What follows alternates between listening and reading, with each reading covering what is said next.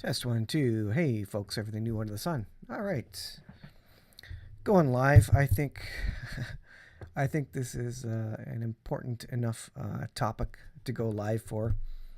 Uh, I can't help but it's not funny, but I'm shaking my head in awe of what's going on. You talk about nuclear war, and no one quite thought we would get to this point here. And it's not by hypersonic missiles, and it's not by nuclear weapons, but there's shelling going on at apparently one of the largest nuclear power plants in Europe. Apparently, there's a fire going on there. Hello, later Pete, Gabriel, Carol, Mikey, Christ alone, perfectly imperfect. Colleen, good day to everyone who's on. Number of users on live here. Yeah, I just I saw this news, and I just had to kind of pop up and bring it to y'all. So this is Azure Hedge. Unit 1 of Zaporizhia power plant has been hit, according to the plant's Facebook page via Bloomberg. There's an image, so there's a fire, so you can see the red circle there. And I wonder if I can open this in a new tab here. I'm going to go over to Twitter, I guess. And in the red circle is where the fire is. A slightly bigger picture, I suppose. Let's go over this instead. So in the top red circle is where the fire is, and the bottom circle is the actual, I guess, cooling tower of one of the nuclear power centers. So firefighters not able to reach the fire at Ukraine. Why? Because they're literally shelling it, shooting at it. Now, apparently, this is a training center for repair personnel, and it looks far from the power plant itself. So that's kind of the top red circle there. The oval circle apparently is a place for a training. But this is the critical part. Let's see. There is real threat of nuclear danger in the biggest atomic energy station in Europe, AP reports.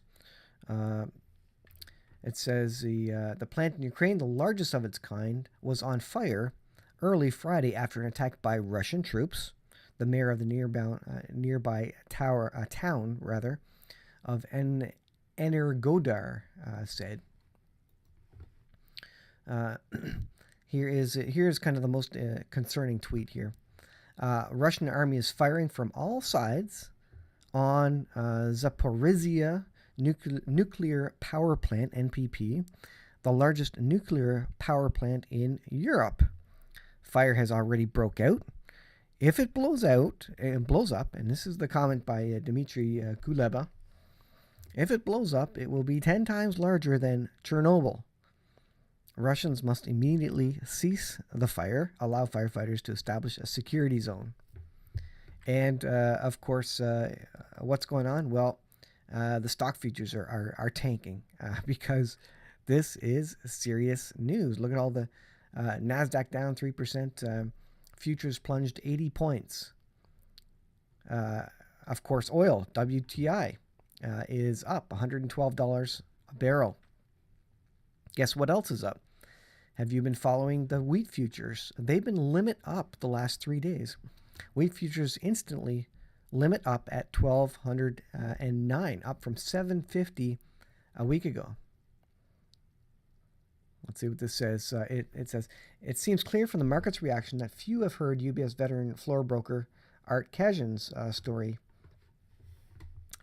Kazan related the story to something that happened during Cuban Missile Crisis. Everyone was on edge as the U.S. and Soviet Union approached the brink of nuclear war. And this is what I've been saying in my last couple of videos.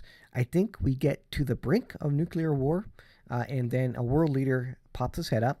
You know, I was talking about Macron. Interesting character. I don't know who the Antichrist is, but the Bible says there will be a character who comes kind of out of nowhere and is able to bring the world together, bring peace, bring in a new financial system to the world, and is able to get everyone to kind of lay down their sovereign nations or sovereign currencies and bring them together for a period of 7 years, a covenant of 7 years where there's peace. And of course, he breaks that covenant at the midpoint.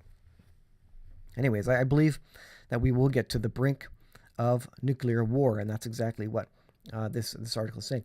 One day after the world began to spread that Russia had launched its nukes, which would arrive in 11 minutes, a trooper to the end, Kashin ran around the exchange floor trying to sell short, but was unable to do so. The 11 minutes passed, but nuclear annihilation never came. Soon after, Kashin reported to his boss. He told him what occurred and was told that in the future, upon learning of the end of the world, the proper trade is going long, not short. His boss asked, "Why go long if the world is ending?" "It never does end," his boss told him, "and even if it does, who are you going to settle the trade with?" Just very interesting news. Bloomberg notes traders are understandably skittish of any news which suggests a worsening of the situation on the ground until there are more details which provide clarity.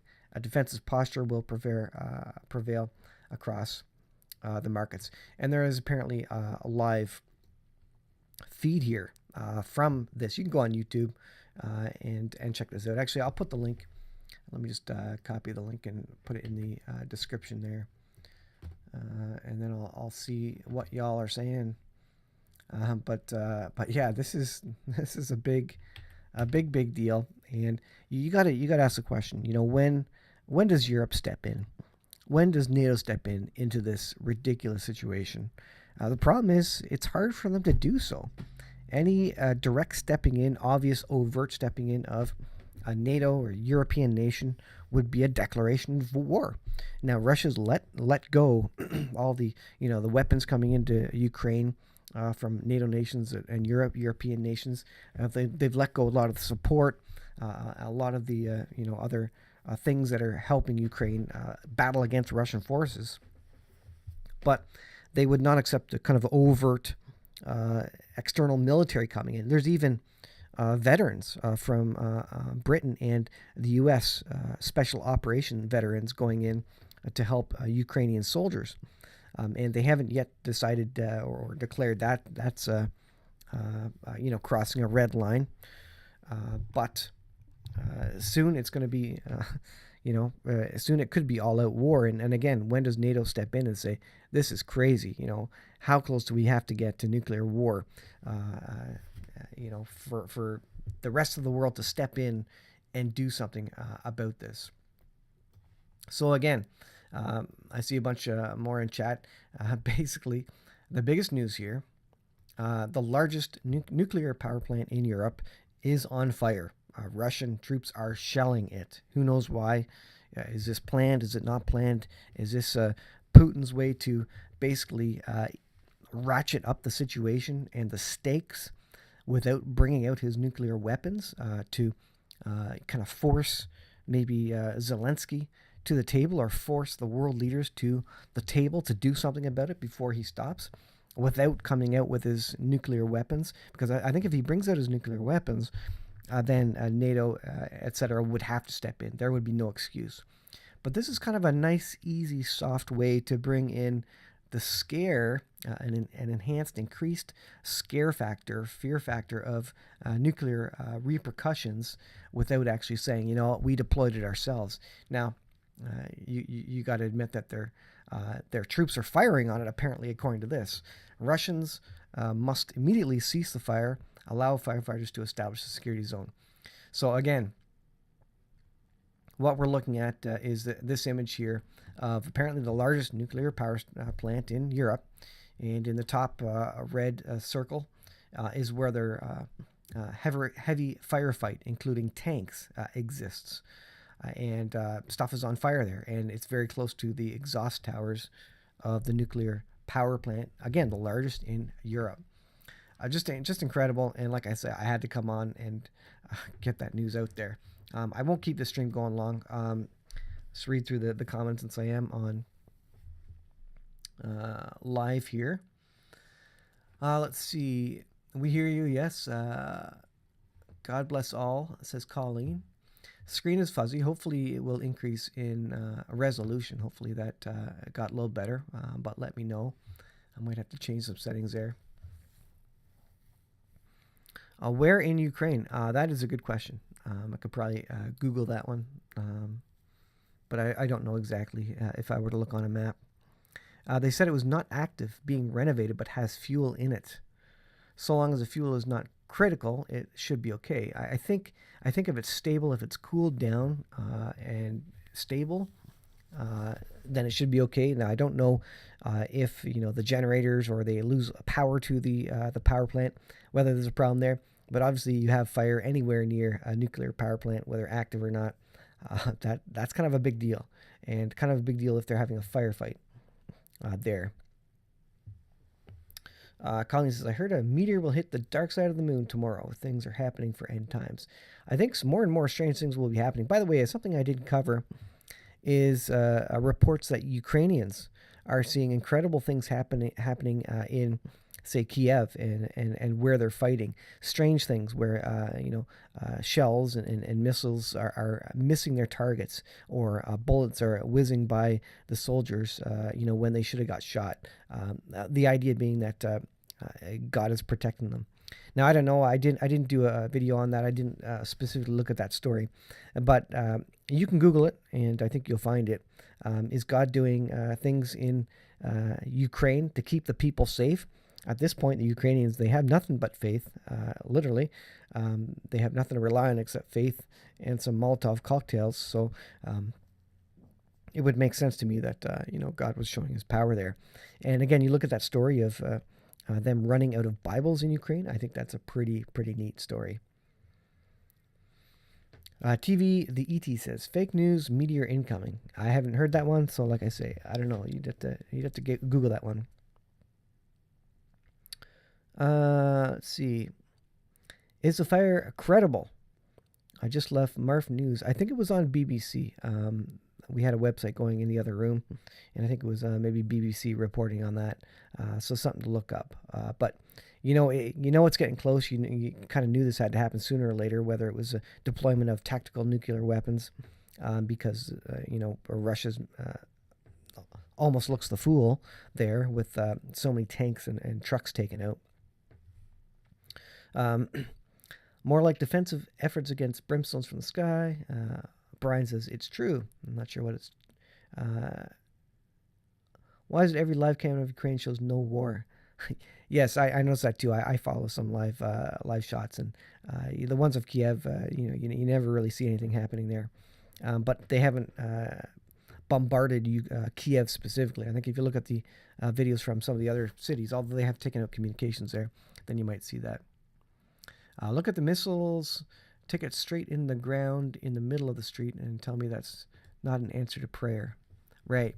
I think there's a lot of interesting things happening there. And as we get into darker days around the world, I think we will see more and more of this kind of quote-unquote coincidence and answers to prayers and things that the Lord is doing to protect the peaceful people. Naftali Bennett offered a broker peace. Yeah, I did see that. And I think, the biggest name currently, Naftali was in there, but the biggest name is Macron. He is in there and having phone calls. And he has said that France is preparing for the worst, basically. So again, I almost wonder if this was a plan, this particular situation with this nuclear power plant. And, just to add some fear to the situation, just to ratchet up the fear factor of all this.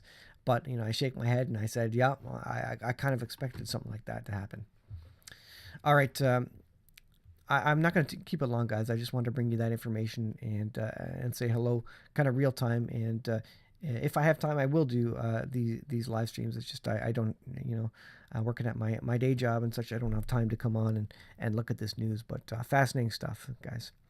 All right, I'll leave it there, guys. Again, don't want to take too much of your time. We'll see you in the next video. Thanks for coming on live with me.